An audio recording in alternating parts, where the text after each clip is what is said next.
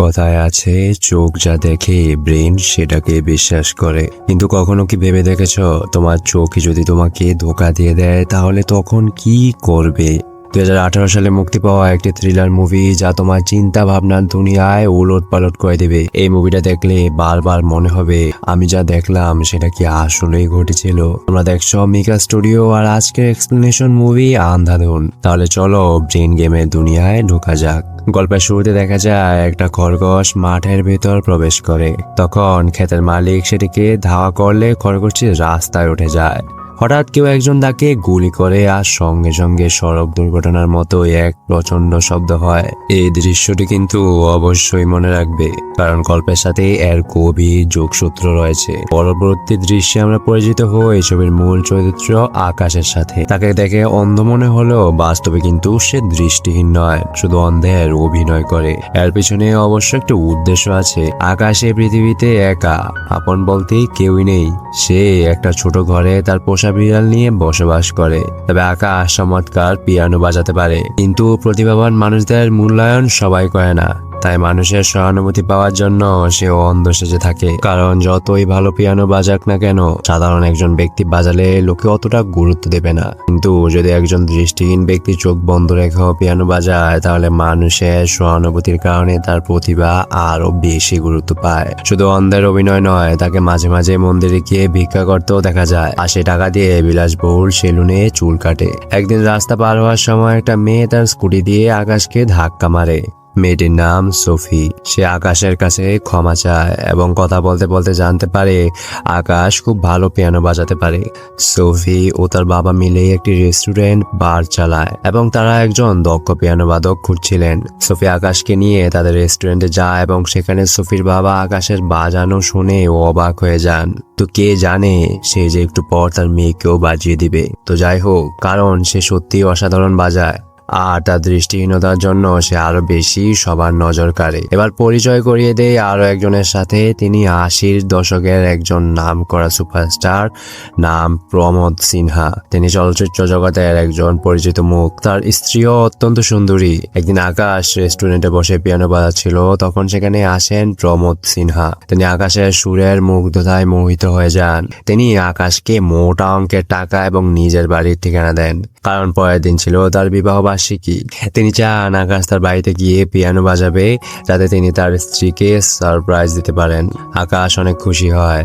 এই প্রথমবার পিয়ানো বাজানোর জন্য আকাশ এত টাকা অগ্রিম পেয়েছে। আর সেই সাথে সোফির সঙ্গে তার সম্পর্কও গভীর হতে থাকে। সময়ের সাথে সাথে তারা একে অপরের প্রেমে পড়ে যায়। একদিন ঝুম বৃষ্টির রাতে তাদের মধ্যে জাদুবিদ্যা শুরু হয়ে যায়। আর হ্যাঁ, মুভি এক্সপ্লেনেশনটা ভালো লাগলে চ্যানেলটা সাবস্ক্রাইব করে দিও। পরদিন আকাশ চলে যায় প্রমোদ সিনহার ফ্ল্যাটে। এখান থেকেই গল্পের মোড় এক নতুন দিকে বাঁক নেবে, কারণ এখান থেকে শুরু হবে সত্যিকারের ব্রেন গেম। সে দরজায় কলিং বেল বাজায়। দরজা খুলে দিয়ে সিমি, যে প্রমোদ সিনহার স্ত্রী। দরজা খোলার পর সিমি দেখতে পায় একটা অন্ধ লোক দাঁড়িয়ে আছে। সিমি কৌতূহল নিয়ে জিজ্ঞাসা করে, আপনি কি? আকাশ শান্ত গলায় উত্তর দেয়, স্যার আমাকে আসতে বলেছিলেন, আজ আপনাদের বিবাহ বার্ষিকী, তাই তিনি আমাকে বিশেষভাবে পিয়ানো বাজানোর জন্য আমন্ত্রণ জানিয়েছেন। সিমি তখন বলে, কিন্তু আমার স্বামী এখন বাসায় নেই, আজ হবে না, আপনি পরে আসুন। আকাশ এত সহজে এই সুযোগ হাতছাড়া করতে চায়নি। জীবনের প্রথমবার সে এত টাকা পেয়েছে, তাই এটি হারানোর কোনো ইচ্ছা তার ছিল না। সে অনুরোধ করে বলে, না ম্যাম, স্যার স্পষ্টভাবে বলেছেন আজই বাজাতে হবে। তিনি আপনাকে সারপ্রাইজ দিতে চেয়েছিলেন। তারপর সে আরো বলে, যদি অনুমতি দেন তবে আজই বাজিয়ে দেই, তারপর চলে যাব। ঠিক তখনই কথাবার্তা শুনে পাশের ফ্ল্যাটের দরজা খুলে এক বৃদ্ধা বাইরে বেরিয়ে আসেন। সিমি বিষয়টি লক্ষ্য করে, এরপর দ্রুত আকাশকে ঘরের ভিতর নিয়ে আসে। ভেতরে এনে আকাশকে জিজ্ঞাসা করে, তুমি কি একবারেই দেখতে পাও না? আকাশ জবাব দেয়, হ্যাঁ ম্যাম, ছোটবেলায় ক্রিকেট খেলতে গিয়ে বল লেগে আমার অপটিক নার্ভ নষ্ট হয়ে গেছে। তারপর থেকে আমার দৃষ্টিশক্তি পুরোপুরি চলে গেছে। সিমি কিছুক্ষণ ভেবে বলে, আচ্ছা দাঁড়াও, আমি আমার স্বামীকে ফোন করি। এরপর সে প্রমোদ সিনহার সঙ্গে ফোনে কথা বলে, তারপর আকাশের দিকে তাকিয়ে বলে, ওকে আকাশ, আমি আমার স্বামীর সঙ্গে কথা বলেছি, তুমি যেহেতু এখানে এসেছ তাহলে কিছু বাজিয়ে শোনাও। আকাশ পিয়ানো বাজানো শুরু করে। বাজানোর সময় হঠাৎ সে দেখে ফ্লোরে মানুষের দুটো পা পড়ে আছে, আর ঠিক তার পাশেই টাটকা রক্ত। ভয়ে আকাশের হাত থেমে যায়। যদিও লাশের পা দেখা যাচ্ছে কিন্তু মুখটা ঢাকা। এটা ধীর স্থির ভাবে বলে, ম্যাম, আমি কি একটু বাথরুমে যেতে পারি? আশ্চর্যজনক ব্যাপার হলো, বাথরুমে ঢুকে দরজা বন্ধ করার পরও আকাশ তার অন্ধের অভিনয় চালিয়ে যেতে থাকে। সে ভাবছিল কিছুক্ষণের জন্য একা হলে মাথাটা একটু ঠান্ডা হবে, কারণ বাস্তবে সে কখনো খুনের ঘটনা দেখেনি। কিন্তু আশ্চর্যের বিষয়, বাথরুমে এক কোনায় বন্দুক হাতে দাঁড়িয়ে আছে একজন ব্যক্তি। তোমার সাথে এমন পরিস্থিতি হলে কেমন লাগতো তা একবার ভাবো। বাথরুম থেকে বেরিয়ে আসার পর সে দেখে মেঝেতে পড়ে থাকা মৃতদেহটি আর কেউ নয়, এটা প্রমোদ সিনহার লাশ। তার পাশেই পড়ে রয়েছে একটি ভাঙা মদের বোতল আর কিছু ফুল। এবার প্রশ্ন হলো, যদি প্রমোদ সিনহা এখানে মৃত অবস্থায় পড়ে থাকে তাহলে একটু আগে সিমি কাকে ফোন করেছিল? সে কি সত্যি তার স্বামীকে ফোন করেছিল? গল্প এবার চলে যায় প্রমোদ সিনহার খুনের ঘটনা কিভাবে ঘটেছিল সেই ফ্ল্যাশব্যাকে। এদিন ছিল তাদের বিবাহ বার্ষিকী। এই উপলক্ষে তিনি বউকে সারপ্রাইজ দিতে সময়ের আগেই বাড়ি ফিরে আসেন, কিন্তু বাসায় ঢুকে তিনি নিজেই চমকে যান। বাড়ি ফিরে তিনি এমন কিছু দেখেন যা তার কল্পনার বাইরে ছিল। তার স্ত্রী তখন আরেকজন পুরুষের সাথে ঘনিষ্ঠ অবস্থায় ছিল। নিজের এত ভালোবাসার স্ত্রীকে পর পুরুষের সঙ্গে দেখে প্রমোদ সিনহার মাথায় আকাশ ভেঙে পড়ে। তিনি প্রচন্ড রাগে ঘরে থাকা বন্দুকটা হাতে নেন, তবে তার খুনটা কিভাবে হয় তা দেখানো হয় না। গল্প আবার বর্তমান সময় ফিরে আসে।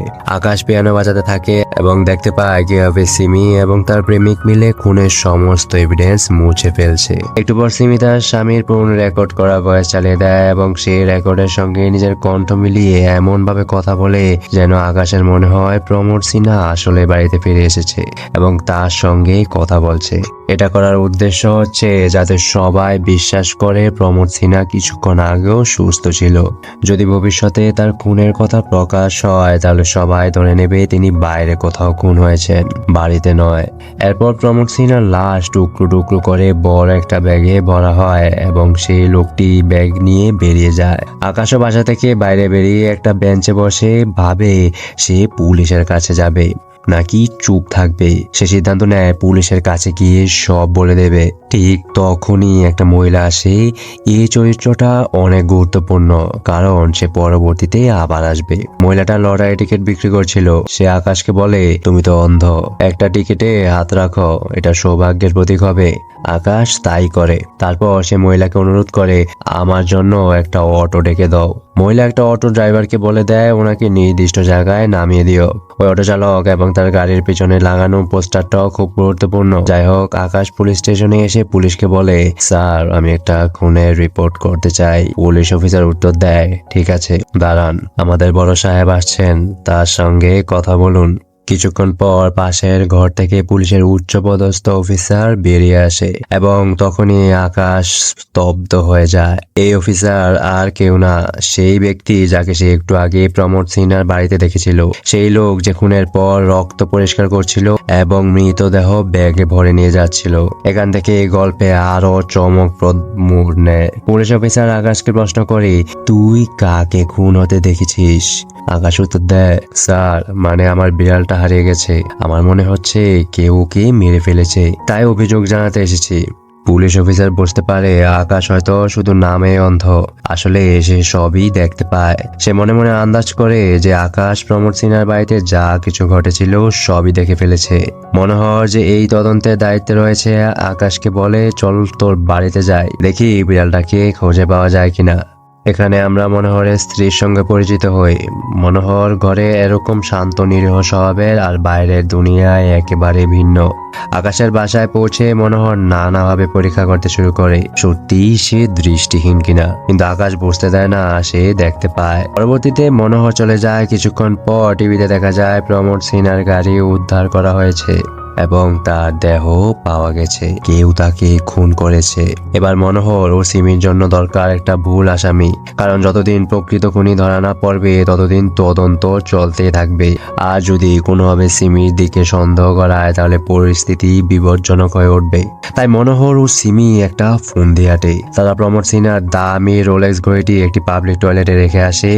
একজন লোক টয়লেটে গিয়ে ঘড়িটি খুঁজে পায় এবং তুলে নেয়। ঠিক তখনই পুলিশ এসে তাকে ধরে ফেলে এবং খুনের দায়ে অভিযুক্ত করে। তারা যুক্তি দেয় যেহেতু প্রমোদ সিনহার ঘড়িটি তার কাছে পাওয়া গেছে তাই সেই হয়তো লোভে পড়ে খুন করেছে। এই পুরো ঘটনাটি সাজানো হয় শুধুমাত্র সিমির উপর থেকে সন্দেহ সরানোর জন্য।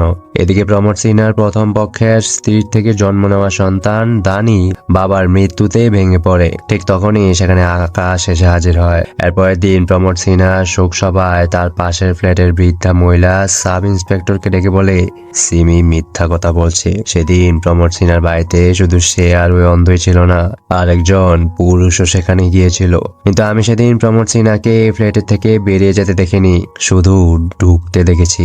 এই কথা মনোহরের কানে যায়। পরদিন আকাশ দানিকে পিয়ানো শেখানোর জন্য আবার প্রমোদ সিনহার ফ্ল্যাটের দিকে যায়। ঠিক তখনই সিমি পাশের ফ্ল্যাটের বৃদ্ধাকে কলিং বেল বাজিয়ে ডাকতে বলে আমার শরীর খুব খারাপ লাগছে, আপনার কাছে কি মাথা ব্যথার ওষুধ আছে? বৃদ্ধ ওষুধ আনতে গেলে সেই সময় সিমি তাকে ধাক্কা মেরে উপর থেকে ফেলে দেয়। ঠিক তখনই লিফটের দরজা খুলে যায় আর আকাশ ঘটনা দেখে ফেলে। সিমি হকচকিয়ে যায়। সে চুপচাপ আকাশের দিকে তাকিয়ে থাকে, কিন্তু আকাশ আগের মতোই অভিনয় করে অন্ধের মতো দরজায় কলিং বেল টিপতে থাকে।